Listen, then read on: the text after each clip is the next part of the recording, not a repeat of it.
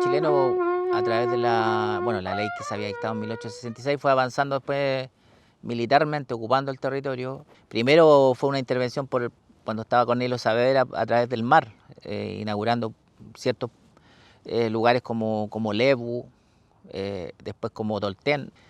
Y después en una segunda etapa se desarrolló esta ocupación mediante la ocupación de ejército e infantería después la línea de los ríos.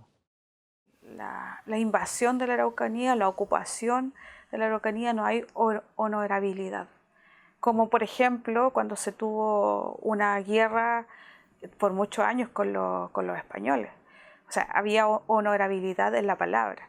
El Tratado de Tapigüe se fue trabajando todo ese tiempo y se fue en definitiva respetando. Y acá no es así, no se cumple la palabra, se engañó. Aquí hubo un tinterillaje, como dice Manquilev, de operación maquiavélica, ¿no? De usurpar todo, de llevarse todo, de matar, de quemar. Lo que ocurrió en noviembre de 1881 fue un evento como estratégicamente bien significativo, porque fue como, quizá algunos historiadores dicen que fue como el único momento donde se congregaron, se pusieron de acuerdo distintos territorios mapuches para organizar un malón. Son aproximadamente desde el 5 al 10 de noviembre en que el fuerte de Temuco en 1881 fue asediado por un conjunto de fuerzas mapuches, de loncos, de territorio, de LOF, que se unieron para poder entonces desprenderse de lo que ya parecía ser una anexión definitiva de Wallmapu por parte de Chile. Es decir, gente tanto de los territorios Nakche y Huenteche y Lafkenche, o sea, todos los territorios se pusieron de acuerdo, se coordinaron. También ahí hay una gran controversia si esto más bien fue un acto como simbólico, una última resistencia simbólica, o efectivamente tenía una intención militar. Pero claro, todo indica que la superioridad militar del ejército chileno era incontrarrestable, porque los mapuches, sus armas consistían en lanzas prácticamente y caballería. Por alguna razón que no está dilucida todavía, no se introdujeron armas de fuego así masivamente en el ejército mapuche, como ocurrió, por ejemplo, en Norteamérica. El 1881 fue ya después de, yo creo que de todas las atrocidades, de la muerte, la matanza, el empobrecimiento que existió en este espacio. Entonces eso fue lo que produjo este alzamiento independiente de que las armas fueran superiores. Agrupaciones, o el LOF en este caso, de Trustruf, que está al otro lado del río, estaban comprometidos también en este alzamiento por la fundación del fuerte de Temuco. El Lonco Romero,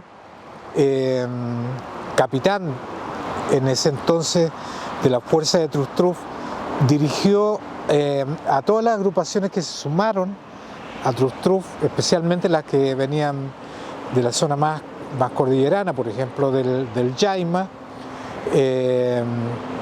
y juntos aquí atravesaron este río en un vado que se encuentra un poco más arriba del curso, quizá unas 3 cuadras, que es un vado que hasta principios de los años 90, antes que se construyera el actual parque costanera aquí a orillas de la Villa Landon, de la Villa Los Ríos, era uno de los vados en los cuales se atravesaba a uno u otro lado del río. Se atravesó por ahí para sumarse al resto de las fuerzas mapuches que se habían congregado el día 5 de noviembre para atacar el fuerte mapuche. Aquí estamos en lo que se llama la Quinta Pomona, conocido desde principios del siglo XX como tal, digamos, la Quinta, era un lugar recreacional a principios del siglo XX. Es un barrio de Santa Rosa, hacia el este, a 3 cuadras más o menos está el río, y en este lugar aconteció uno de los hechos más rememorados por lo trágico en estos días, donde se acomete el fuerte de Temuco por las fuerzas mapuche unidas, digamos. Es que hay que imaginarse que en un contexto de varios días, de mucha gente participando en este movimiento contra el fuerte de Temuco, ¿cierto? Gente en armas, la gente tiene que comer, tiene que dormir, tiene que hacer sus necesidades, y hay movimiento, hay espías, digamos, gente que está transitando, llevando informaciones a uno y otro bando. Entonces, en un momento, digamos, en que se produce a la hora del almuerzo, como decimos ahora, como la 1 de la tarde, según los partes militares, se encontraba en este lugar un grupo de conas mapuche con sus loncos preparando una comida. Estaban carneando un animal para poder comer algo en este momento que hubo de baja acción, digamos. Pero en el fuerte de Temuco, que está probablemente unos 3,5 kilómetros, 4 kilómetros de acá, se enteraron por la gente que iba, que espiaba, en fin, de que aquí estaba reunido un grupo importante de gente que están en la faena entonces de carnear el animal y comer. Y el Kanaka Burgos, este oficial chileno, sale con una tropa de caballería, avanza, según él, 3 leguas y media, y se encuentra con este grupo mapuche al cual ataca. Entonces hay que imaginarse la sorpresa, la gente no alcanza a reaccionar oportunamente, tomar su lanza y poder encarar el ataque, y el Kanaka Burgos lancea, dispara y sablea a los conas y loncos que estaban en este lugar. Aquí supuestamente muere el lonco Collío Cotar de Yaima y 2 de sus principales capitanes. La gente dice en sus recuerdos, en sus memorias y en los Nutram, que digo están contenidos en los relatos de las últimas familias, que el río iba rojo de sangre. Es decir, mucha gente fue muerta mientras trataba de cruzar el Cautín, o sea, gente mapuche que trató de huir del ataque de la caballería hacia la otra orilla, fue liquidada desafortunadamente y lamentablemente en medio del río, cuando no tenía posibilidad de defenderse. Estaba huyendo de la escena, lo que provocó el pesar y que quedó grabado en la memoria mapuche muy fuertemente.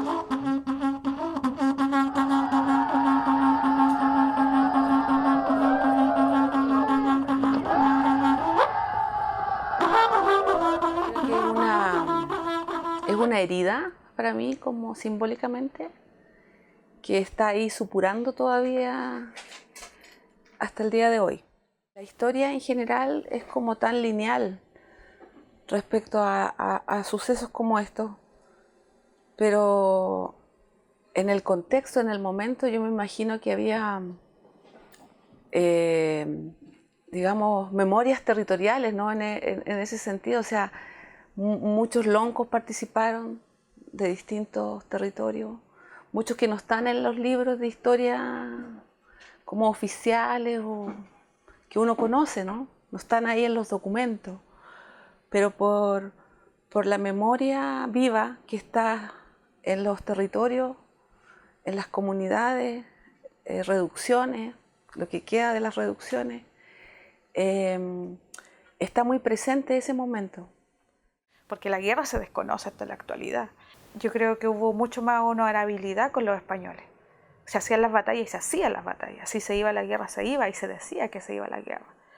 Y se encontraban en un punto y se encontraban. Aquí no, es como un ratonaje de ir la seguidilla. Entonces, yo creo que seguimos en la misma situación. Empezaron a dar señales, me imagino, a todo el mundo también espiritual, machi, Machife, etcétera, que estaban viendo en distintos señales de la naturaleza, de la aparición de estos seres, qué sé yo, que algo venía, algo muy fuerte venía, ¿no? que nos descolocó, que nos rompió, que nos hirió hasta el día de hoy. El Malón finalmente fracasó, o sea, no, en su objetivo final militar, y el territorio terminó de ocuparse después al año y medio siguiente con la ocupación final de Villarrica, de las ruinas de Villarrica, que en el 1 de enero de 1883, que era el lugar donde Pedro Valdivia también había fundado la ciudad original en el siglo XVI. Una ocupación político-militar que finalmente provocó la situación de desmedro que vive el pueblo mapuche y también la resistencia que hasta el día de hoy se da, especialmente a partir de la usurpación del territorio que provino después de la ocupación militar. Porque finalmente la ciudad se organiza primero a través de militarmente con un fuerte, después se construye una escuela y después se hace el primer plano regulador que hace en este caso Teodoro Schmidt, donde se define el plano original de Temuco, todo el sector del centro, que finalmente provocó también el efecto de que hubo mucha movilidad de la propiedad a principios del siglo XX y también mucha concentración de propiedad en determinadas familias, cosa que ocurrió en todas las ciudades de esta región. Como un pueblo vivo, habían otros sectores que estaban negociando, habían otros sectores que se aliaron, había otros sectores que dudaron, otros que quizás se escondieron, quizás, no sé, miles y miles de fotografías y escenas yo veo en ese momento que tiene que haber sido tremendamente impactante para todas esas personas, esas generaciones que estuvieron ahí presentes. Nosotros, por ejemplo, como los ñancufilos, los filos y los curaqueos, que todos son parte de la familia, estábamos por la vía más, ¿cómo se puede decir?, de defender al territorio hasta el final. También hubieron atrocidades, le pusieron el rol de juez estricto, entonces le daban roles de capitanes a los mismos loncos, juez estricto a los mismos loncos, para que apresaran a su propia gente. Yo, por ejemplo, como yo vengo del territorio de Boroa, yo vivo sobre un fuerte español. Entonces, mi abuelo, el men Ñancufilu, su toqui era Pelantaro. Y a pesar de que nos pusieron el ejército, nos pusieron la iglesia, porque la misión también está ahí, nos pusieron la escuela y quisieron eliminar todo lo que es la esencia mapuche, haciendo un blanqueamiento a través de todos esos espacios de políticas de blanqueamiento hacia el mapuche, todavía seguimos con esta lógica de decir que el territorio es nuestro. Nosotros en este momento estamos en un espacio de recuperación. Y yo estoy en un espacio de recuperación, nuestros entornos están en un espacio de recuperación a la Iglesia Católica. Ahora recordemos que estamos en un estado también de excepción. Hay una abierta posibilidad de que haya las fuerzas militares acá. Lo que me parece realmente es como que se supone que eso es el siglo XIX, que eso ya pasó. Pero finalmente, como la historia no es lineal, sino que es muy compleja, de alguna forma se va repitiendo los patrones y claro, no es igual, pero finalmente lo simbólico sigue operando y no se trata, digamos, de una forma integral. Tenemos cuántos presos políticos mapuches en la actualidad por defender el territorio. Hoy día estamos mucho más propensos a caer detenidos, mucho más propensos a tener juicio, mucho más propensos a que nos lleguen los balazos de los militares acá.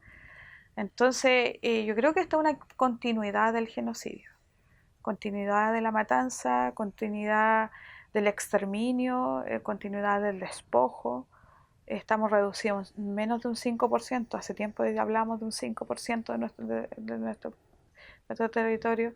Las forestales están devastando nuestro mapuche monguén, nuestra tierra. Entonces, para mí siempre yo digo, es una guerra sucia, pero una guerra. Hay una mirada hasta el día de hoy como que fuésemos enemigos, como que fuésemos todavía no respetados o dignificados como personas. Eso yo creo, hasta el día de hoy.